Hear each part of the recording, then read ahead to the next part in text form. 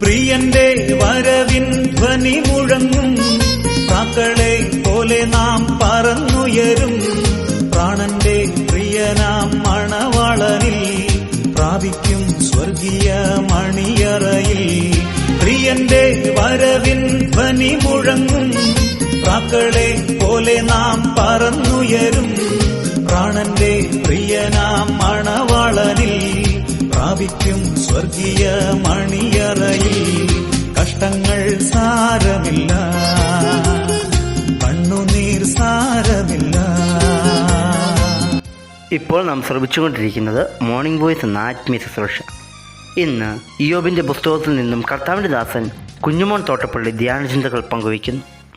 ദൈവനാമത്തിന് മഹത്വമുണ്ടാകട്ടെ. ഇയ്യോബിൻ്റെ പുസ്തകം 22-ാം അധ്യായം ഞാൻ വായിക്കുന്നത് ശ്രദ്ധിച്ചാലും. അതിന് തേമാന്യനായ എലീഫസ് ഉത്തരം പറഞ്ഞതെന്തെന്നാൽ, മനുഷ്യൻ ദൈവത്തിന് ഉപകാരമായി വരുമോ? ജ്ഞാനിയായവൻ തനിക്ക് തന്നെ ഉപകരിക്കുകയുള്ളൂ. നീ നീതിമാനായാൽ സർവശക്തന് പ്രയോജനമുണ്ടോ? നീ നിഷ്കളങ്കനായി നടക്കുന്നതിനാൽ അവന് ലാഭമുണ്ടോ? നിന്റെ ഭക്തി നിമിത്തമോ അവൻ നിന്നെ ശാസിക്കുകയും നിന്നെ ന്യായവിസ്താരത്തിൽ വരുത്തുകയും ചെയ്യുന്നത്? നിന്റെ ദുഷ്ടത വലിയതല്ലയോ? നിന്റെ അകൃത്യങ്ങൾക്ക് അന്തവുമില്ല. നിന്റെ സഹോദരനോട് നീ വെറുതെ പണയം വാങ്ങി നഗ്നന്മാരുടെ വസ്ത്രം ഉരിഞ്ഞെടുത്തിരിക്കുന്നു. ക്ഷീണിച്ചവന് നീ വെള്ളം കൊടുത്തില്ല, വിശന്നവന് നീ ആഹാരം മുടക്കിക്കളഞ്ഞു. കൈവുറ്റക്കാരനോ ദേശം കൈവശമായി, മാന്യനായവൻ അതിൽ പാർത്തു. വിധവമാരെ നീ വെറും കൈയായി അയച്ചു, അനാഥന്മാരുടെ ഭുജങ്ങളെ നീ ഒടിച്ചു കളഞ്ഞു. അതുകൊണ്ട് നിന്റെ ചുറ്റും കെണികളിരിക്കുന്നു, പെട്ടെന്ന് ഭയം നിന്നെ ഭ്രമിപ്പിക്കുന്നു. അല്ല, നീ അന്ധകാരത്തെയും നിന്നെ മൂടുന്ന പെരുവെള്ളത്തെയും കാണുന്നില്ലയോ? ദൈവം സ്വർഗോന്നതത്തിൽ ഇല്ലയോ? നക്ഷത്രങ്ങൾ എത്ര ഉയർന്നിരിക്കുന്നു എന്ന് നോക്കുക. എന്നാൽ നീ ദൈവം എന്തറിയുന്നു? കൂരിരുട്ടിൽ അവൻ ന്യായം വിധിക്കുമോ? കാണാതവണ്ണം മേഘങ്ങൾ അവന് മറയായിരിക്കുന്നു, ആകാശമണ്ഡലത്തിൽ അവൻ ഉലാവുന്നു എന്ന് പറയുന്നു. ദുഷ്ടമനുഷ്യർ നടന്നിരിക്കുന്ന പുരാതന മാർഗം നീ പ്രമാണിക്കുമോ? കാലം തികയും മുമ്പേ അവർ പട്ടുപോയി, അവരുടെ അടിസ്ഥാനം നദി പോലെ ഒഴുകിപ്പോയി. അവർ ദൈവത്തോട് ഞങ്ങളെ വിട്ടുപോക, സർവശക്തൻ ഞങ്ങളോട് എന്തു ചെയ്യുമെന്ന് പറഞ്ഞു.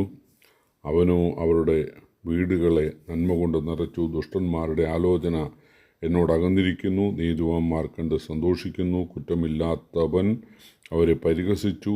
ഞങ്ങളുടെ എതിരാളികൾ മുടിഞ്ഞുപോയി, അവരുടെ ശേഷിപ്പ് തീക്കിരയായി എന്ന് പറയുന്നു. നീയോ അവനോട് ഇണങ്ങി സമാധാനമായിരിക്കുക, അതിനാൽ നിനക്ക് നന്മ വരും. അവൻ്റെ വായിൽ നിന്ന് ഉപദേശം കൈക്കൊള്ളുക, അവൻ്റെ വചനങ്ങളെ നിൻ്റെ ഹൃദയത്തിൽ സംഗ്രഹിക്കുക. സർവശക്തങ്കിലേക്ക് തിരിഞ്ഞാൽ നീ അഭിവൃദ്ധി പ്രാപിക്കും. നീതികേട് നിൻ്റെ കൂടാരങ്ങളിൽ നിന്ന് അകറ്റിക്കളയും. നിൻ്റെ പൊന്ന് പൊടിയിലും ഓഫീർ തങ്കം തോട്ടിലെ കല്ലിൻ ഇടയിലും ഇട്ടുകളക. അപ്പോൾ സർവശക്തൻ നിനക്ക് പൊന്നും നിനക്ക് വെള്ളിവാളവും ആയിരിക്കും. അന്ന് നീ സർവശക്തനിൽ പ്രമോദിക്കും. ദൈവത്തിങ്കിലേക്ക് നിൻ്റെ മുഖം ഉയർത്തും. നീ അവനോട് പ്രാർത്ഥിക്കും, അവൻ നിൻ്റെ പ്രാർത്ഥന കേൾക്കും. നീ നിൻ്റെ നേർച്ചകളെ കഴിക്കും. നീ ഒരു കാര്യം നിരൂപിക്കും, അത് നിനക്ക് സാധിക്കും. നിൻ്റെ വഴികളിൽ വെളിച്ചം പ്രകാശിക്കും. നിന്നെ താഴ്ത്തുമ്പോൾ ഉയർച്ച എന്ന് നീ പറയും. താഴ്മയുള്ളവനെ അവൻ രക്ഷിക്കും, നിർദോഷി അല്ലാത്തവനെ പോലും അവൻ വിടുവിക്കും. നിൻ്റെ കൈകളുടെ വെടിപ്പിനാൽ അവൻ വിടുവിക്കപ്പെടും. ദൈവനാമത്തിന് മഹത്വമുണ്ടാകട്ടെ. തേമാന്യനായ എലീഫസിൻ്റെ മൂന്നാമത്തെ പ്രതിവാദമാണിത്. അദ്ദേഹം 2 തവണ പ്രതിപാദിച്ചത് കുറേക്കൂടെ ഗൗരവമായിട്ട് പറയുന്നു എന്നേ ഉള്ളൂ. ദൈവം ഇയ്യോബിനെ ശാസിക്കുകയും ന്യായം വിധിക്കുകയും ചെയ്തിരിക്കുകയാണെന്നാണ് അദ്ദേഹത്തിൻ്റെ കണ്ടുപിടുത്തം. അത് ഇയ്യോബിൻ്റെ അഭക്തി നിമിത്തമാണ് എന്നാണ്. ധനികനായ ഇയ്യോബ് പണയം വാങ്ങിക്കാണും, സാധുക്കളുടെ വസ്ത്രം പോലും ഉരിഞ്ഞെടുത്ത് കാണും. വിശന്ന ആളുകളെ, ദരിദ്രരായ ആളുകളെ ഇയ്യോബ് സഹായിച്ച് കാണുകയില്ല.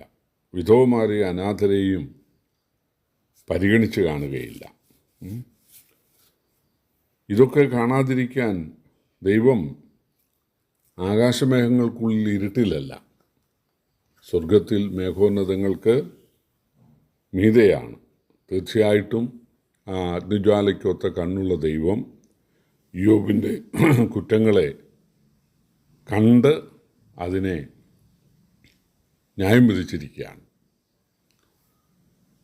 തേമാന്യനായ എലീഫസ് ഇത് പറയാനുള്ള ന്യായം അദ്ദേഹം പറയുകയാണ്, പണ്ട് ഇതുപോലെ ദുഷ്ടത ചെയ്തിരുന്ന ആളുകളെ ദൈവം ന്യായം വിധിച്ചിട്ടുണ്ട്, അവരുടെ മക്കളെയും. അതുകൊണ്ട് ഇയ്യോബ് മനം തിരിയുമെങ്കിൽ, ദൈവത്തോട് നിരക്കുമെങ്കിൽ, പാപത്തെയും കുറ്റത്തെയും കണ്ടെത്തി അത് ഏറ്റുപറയുമെങ്കിൽ ദൈവം ക്ഷമിക്കുന്നവനാണ്. സകല അന്ധകാരത്തെയും മാറ്റും, സകല രോഗത്തെയും മാറ്റും, സകല വേദനയും മാറ്റും എന്ന് മാത്രമല്ല, നഷ്ടപ്പെട്ടതൊക്കെ ദൈവത്തിന് തിരിച്ചു തരാനായിട്ട് സാധിക്കും. നിൻ്റെ ഇരുട്ട് വെളിച്ചമായി മാറും, നിൻ്റെ ശാപം അനുഗ്രഹമായിട്ട് മാറും. അത് നീ മാനസാന്തരപ്പെട്ടാൽ, എൻ്റെ ഭാഗത്ത് തെറ്റുണ്ട്, കുറ്റമുണ്ട് എന്നുള്ളത് സമ്മതിച്ച് ദൈവത്തിങ്കിലേക്ക് അനുദപിച്ചു വന്നാൽ ദൈവം ക്ഷമിക്കും. നീ മാനസാന്തരപ്പെടണം, ദൈവവചനം നന്നായിട്ട് പഠിക്കണം. എന്നിട്ട് ദൈവത്തോട് നീ പ്രാർത്ഥിക്കുമ്പോൾ നിൻ്റെ ആഗ്രഹങ്ങളെ ദൈവം സാധിപ്പിച്ച് തരും. അതായിരുന്നു എലീഫസിൻ്റെ ഉപദേശം.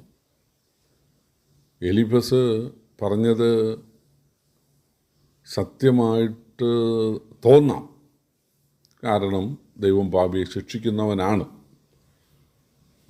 തെറ്റുകളും കുറ്റങ്ങളുമുള്ള ആളുകൾ അത് ആത്മാർത്ഥമായി അനുദപിച്ചാൽ ദൈവം ക്ഷമിച്ച് അനുഗ്രഹിക്കുന്നവനാണ്. അപ്പോൾ ദൈവത്തിൻ്റെ നീതിയും സ്നേഹവുമാണ് ഇദ്ദേഹം പറയുന്നത്. പക്ഷേ എല്ലാ വേദനകളും രോഗങ്ങളും പാപം കൊണ്ടാകണം എന്നില്ല. തീർച്ചയായിട്ടും ഇതെൻ്റെ തെറ്റുകൊണ്ടല്ല, ഇതിൽ ദൈവത്തിന് ഏതോ ഒരു ഉദ്ദേശം ഉണ്ട്, അത് ചോദിക്കാൻ നമുക്ക് അവകാശമില്ല എന്ന് പറഞ്ഞ് ഞാൻ ഭക്തനാണ്, ഞാൻ കർത്താവിനെ സ്നേഹിക്കുന്നവനാണ്, അവനെന്നെ കൊന്നാലും ഞാൻ അവനായിട്ട് കാത്തിരിക്കും, എനിക്ക് നന്മ തരുന്നത് കൊണ്ടല്ല ഞാൻ ദൈവത്തെ സ്നേഹിക്കുന്നത്, ദൈവത്തെ സ്നേഹിക്കുന്നതിനാൽ എനിക്ക് നന്മ തരണമെന്ന് നിർബന്ധവുമില്ല, അത് ദൈവത്തിൻ്റെ ഇഷ്ടം. ഈ നിലപാടാണ് ഇയ്യോബിനുണ്ടായിരുന്നത്. പക്ഷേ തേമാന്യനായി എലീഫസ് പറയുന്നത് കാര്യങ്ങൾ അങ്ങനെയല്ല, നിൻ്റെ ഭാഗത്ത് തെറ്റുണ്ട് എന്നാണ്. യേശു പറഞ്ഞു, നിങ്ങൾ വിധിക്കപ്പെടാതിരിക്കാൻ നിങ്ങൾ വിധിക്കരുത്. നമ്മുടെയൊക്കെ ഒരു സ്വഭാവം, ആർക്കെങ്കിലും ഒരു അപകടമോ ഒരു രോഗമോ ഒരു നഷ്ടമോ കഷ്ടമോ വന്നാൽ അത് അവൻ്റെ കയ്യിലിരിപ്പ് കൊണ്ടാണ്.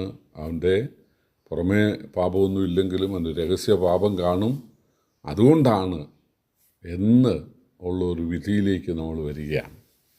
യേശു പറഞ്ഞു, വിധിക്കരുത്, കാര്യങ്ങൾ അങ്ങനെ ആയിരിക്കുകയില്ല. പ്രിയപ്പെട്ടവരെ, കർത്താവിനെ ആരെല്ലാം തെറ്റിദ്ധരിച്ചാലും കർത്താവിനെ സ്നേഹിച്ചുകൊണ്ട്, കർത്താവിനോട് ഭക്തി മുറുകെ പിടിച്ചുകൊണ്ട് ഇയ്യോബിനെ പോലെ ജീവിപ്പാൻ കർത്താവ് നമ്മെ സഹായിക്കട്ടെ. കർത്താവിൻ്റെ വലിയ നാമം വാഴ്ത്തപ്പെടുമാറാകട്ടെ.